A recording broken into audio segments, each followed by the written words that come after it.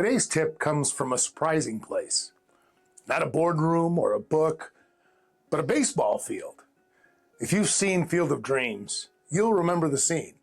Moonlight Graham, the ball player who never got his shot in the big leagues, he steps onto the Field of Dreams one more time as a young man. His dream fulfilled, he's playing Major League Baseball on that magical diamond in Iowa. Then, little Karen chokes on a hot dog, and she's in danger. Graham hesitates.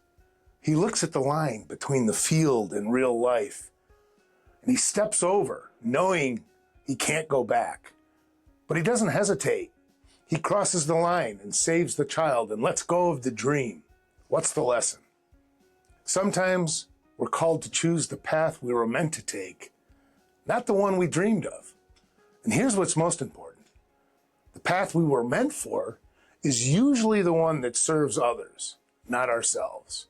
Hi, I'm Dave Casullo, CEO of Daneli Partners. This week, I offer you 4 truths I've come to believe about this, and I offer them to you in the form of tips. Tip number 1, life gives us liberty to choose.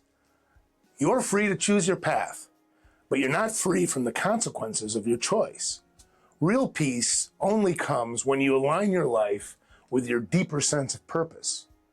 My wife, Lori, chose to stay at home with our children not long after Andrew, our first child, took his first steps, as we were informed by his babysitter. She sacrificed her career, but she glows when our kids fondly recall that her loving care was there throughout their childhood. She worked much harder than me, I can tell you that. And here's the point, you'll never be forced into a purpose. You must have the courage to walk into it freely. Tip number 2, your path is revealed when you serve others. We know we're on the right path when our talents lift others, not just ourselves. Gifts like those unique strengths we possess aren't given for self-glorification. They're meant to contribute to something greater.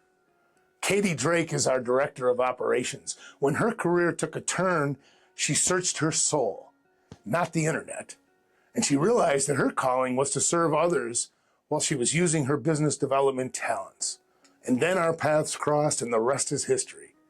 The point, the right path feels like a contribution, not just an accomplishment.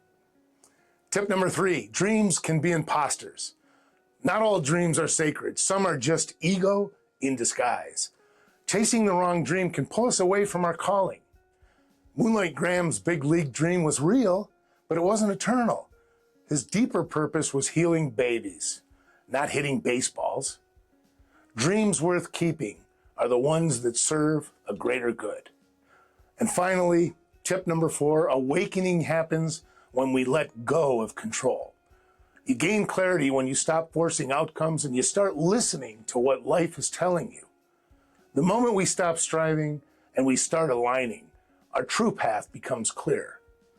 My son-in-law, Joe, dreamed of being a history teacher, and he earned his degree, and he spent time in the classroom, but something just felt off. And when he tried recruiting, well, everything clicked. It wasn't the dream he thought of, but it was his calling. And his strength in competition came alive, and he found a way to lead, influence, and grow outside of the classroom. Sometimes the path that fits best isn't the one you planned. And the moment we let go, well, that's the moment we start to see clearly. So your challenge this week, ask yourself in stillness and in reflection, am I living the dream or am I living the calling? The dream may excite you, but I assure you, the calling, well, it will fulfill you. Let's walk that path together. Visit DaneliPartners.com for more resources for coaching and for insights, and I'll see you next week. Thank you very much.